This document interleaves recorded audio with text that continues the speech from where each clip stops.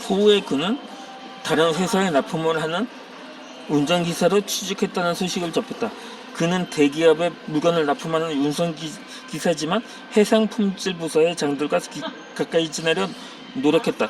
그는 단순히 물건을 납품하고 검수하는 단순한 일에서 대기업 품질부서에서 원하는 사소한 일들을 즉시 해소해 주었다.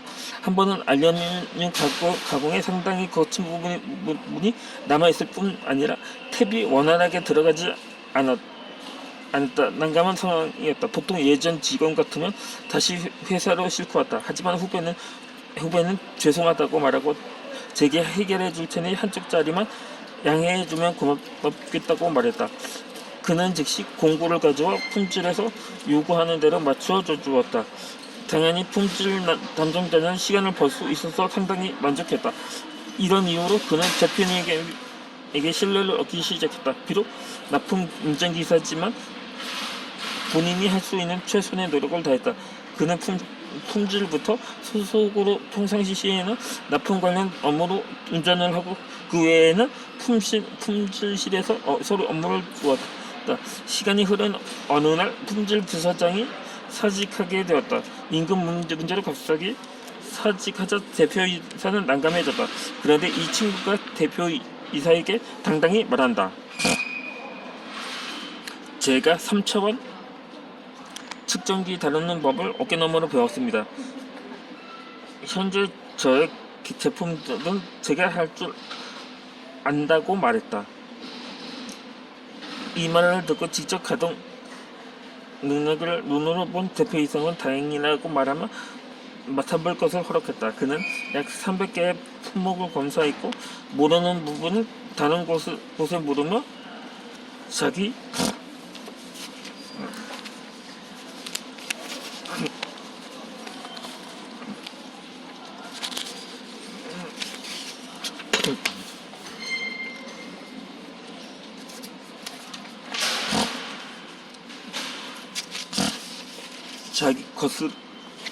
것으로 만들어갔다. 2달 후 그는 정식으로 품질부서 과장으로 승격했다. 물론 연봉도 거기에 따른 급여로 책정되었다. 얼마 있다가 이 소식을 접해 나는 깜짝 놀랐다. 사실 운전직으로 있을 때 나는 살짝 조언을 해주었다. 운전만 하면 장래성이 없다. 그러니 3차원 측정을 어깨너머로 배워라. 그러면 너한테 큰 자산이 될 거라고 말했다. 나는 후배가 대견스러워 물었다. 도대체 어떻게 된 거야? 후배는 멋쩍어 하며 말했다. 사실은 내가 주었던 책을 던져놓고 읽지 않다가 제목에 끌려 한번 읽어보자고 모지 심고 손에 들었는데 읽다가 내용이 너무 마음에 와 닿아 동기부여를 받았다고 한다. 그래서 이렇게 살면 안 되겠다 싶어 거래처에 가면 자신이 할 수 있는 최대한의 힘을 발휘해 업무를 보았다고 한다. 이 말은 듣는 나는 후배의 눈을 바라보았다. 그는 옛날에 그가 아니었다. 눈에 비친 내 모습이 또렷할 만큼 초롱초롱했다. 책의 힘은 위대하다는 말이 있다. 나는 후배를 통해 책 한 권이 주는 삶의 변화를 체험했다. 지금도 품질 부서의 과장으로 근무하고 있으며 두 아이의 아빠로 행복하게 살아가고 있다. 독서를 통한 생각의 변화는 또 다른 기회를 낳는다. 후배는 말한다. 만약 책을 읽지 않았다면 가장 평범하고 누구나 할 수 있는 운전만 했을 뿐이고 자기 일이 아닌 것에는 신경도 쓰지 않았을 거라고. 그러면 지금의 위치에 오를 수 없었을 뿐 아니라 진급도 하지 못했을 거라고 말한다. 이처럼 기회는 스스로 만들어가는 것이다. 사실은 누구나 할 수 있는 일이 누구는 잘 못할 수도 있고 아무나 할 수 없는 일이 누군가에겐 아주 전문적으로 하는 사례가 있습니다. 제 경우는 운전을 못하거든요. 그래서 물론 자가용을 구입할 형편도 되지 않을 뿐더러 내가 이제 초등학교 때 어린이 대공원에 놀러가 범퍼카도 제대로 몰지 못했어요. 자주 충돌을 하다 보니까 그곳에 관리인이 도중에 저를 하차시키곤 했었거든요. 그러니까 장난감 차도 몰지 못하는 낙어인데 실제로 자동차를 몬다는 것은 그야말로 제게는 모험이라고 생각됩니다. 어찌되었든 이제 제 3장에 본격적으로 이제 300페이지까지 완주를 했네요. 그럼 이어서 낭독해드리고자 합니다. 독서는 하버드 졸업장보다 더 위대하다. 사실 경기가 어려워지면서 대학을 졸업한 많은 젊은이가 항상 현장 기술 분야에 관심을 두기 시작한다. 흔히 말하는 기술을 익혀 기술자가 되면 굵지는 않는다는 우리네 옛말을 따라 지원하는 이들이 대부분이다.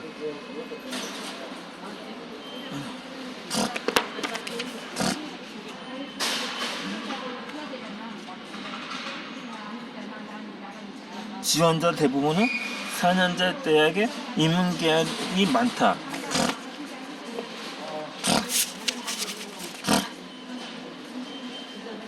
하지만 처음 입사 후 수습기간을 버티는 이들은 그다지 많지 않다.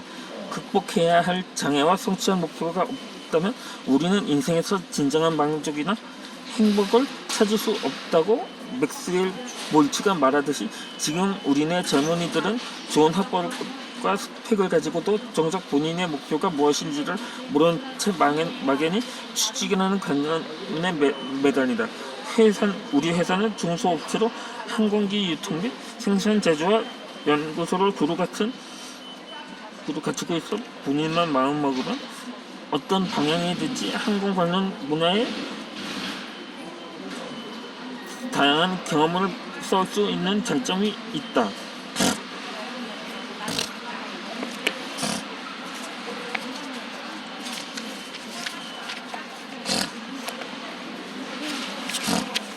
하지만 내가 만나본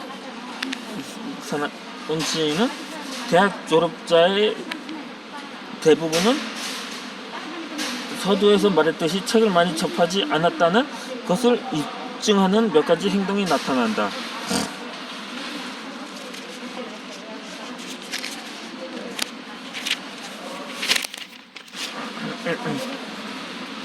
처음 회사에 출근해서 기계에 대한 기본적인 수칙들 대부분이 안전에 관한 부분이 우선시 되지만 숙지해야 할 몇 가지가 있다.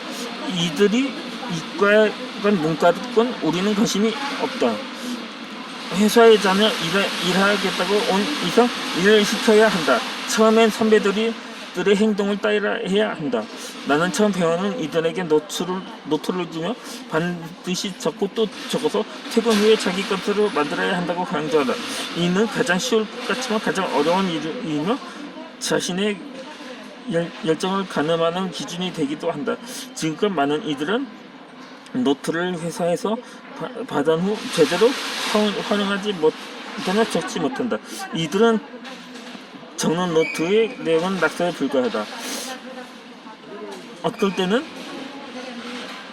본인조차도 무슨 그림자인지 모르는 경우가 허다하다. 이는 전혀 책을 읽지 않는다는 증거이기도 하다. 보통 바둑이 아니더라도 책을 꾸준히 읽는 사람은 특히 처음 배우는 내용에 대해서는 자동으로 메모하는 모습을 취한다. 한계를 극복하는 것이 메모라는 것을 잘 알고 있기 때문이다. 지금은 열심히 일하는 것이 인기가 없다. 무엇인가를 잘하기 위해 모두 희생을 거리기 때문이다. 잘하고 싶은 욕망이 없다. 그저 취직만이 목표이며 주 5일 근무 그리고 8시간 근무만이 최종 목표가 된다. 근무 조건에 목표를 끼워 맞춘다. 정작 자신이 하고 싶은 일이 무엇인지를 대접하지 못할 뿐만 아니라 자신이 되고자 하는 모습을 그리지 못한다. 나는 이들에게 독서를 조심히 권한다. 좀 아이러니할 수도 있습니다. 아니 많은 사람들이 눈높이를 맞추려고 스펙을 다양하게 쌓으려고 도서관마다 젊은 사람들로 것들로 나 취준생으로 북적이는데 왜 젊은 사람들이 책을 읽지 않는다는 말은 편견이 아니냐고 볼 수가 있을 것입니다. 물론 최근에는 도서관도 고위험군의 장소의 하나로 지목돼서 도서관 이용률이 저조하다고는 하지만 어찌되었든 여전히 책을 보니까는 꾸준히 베스트셀러도 쏟아져 나오는 것이 현실이긴 합니다. 뭐 지하철을 타고 가다 보면 대부분 스마트폰으로 들여다보는 거나 유튜브를 시청하는 모습을 마침 보곤 하는데, 그 동영상 콘텐츠 중에는 북튜브라고 해서 오디오북이나 비디오북이라는 영상들이 많거든요. 뭐 앞서서 설명해드렸다시피 북튜브 영상은 최소 구독자 수가 10,000명에서 200,000명 가량이 되거든요. 그러니까 결코 우리나라의 독서량이 그렇게 저조한 편은 아니라고 이 대충 나이 먹은 영사가 판단합니다. 좌우지간 본문을 계속해서 읽어드리겠습니다. 삶의 목적과 열정은 학교에서 알려주지 않는다. 오로지 스스로 하고자 하는 마음, 되고자 하는 인물, 갖고자 하는 욕망에서 비롯되면 막연히 얻어지는 것이 아니다. 사회의 안정만을 강조하는 부모님에게 순종한다고 얻어지는 것도 아니고, 친구 따라 강남 간다고 해서 얻어지는 것 또한 아니라는 것을 인지해야 한다. 우리는 내면의 자신을 알아가기 위해 부단히 노력해야 한다. 독서를 통한 저자와 간접적인 만남을 통해 고난을 헤쳐나가는 지혜를 얻고, 나라는 자신을 객관적으로 바라볼 수 있는 고독을 준다. 어떤 졸업장보다도 우선이 되며 더욱 나은 영혼의 성장으로 삶의 지표를 만들어 준다.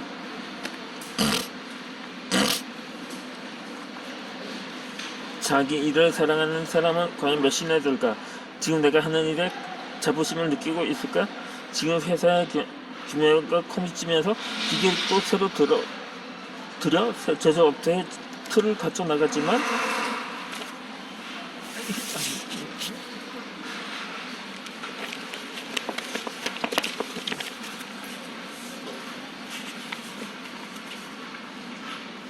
처음엔 2대의 이탈리아 기계만을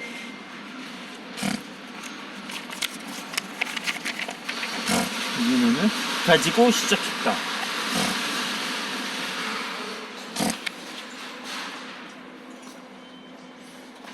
유럽 장비다 보니 고장이 발생하면 즉각적인 조치가 불가피하다. 이제 본격적으로 300페이지로 넘어왔고, 이 영상은 이어서 읽어드리겠습니다.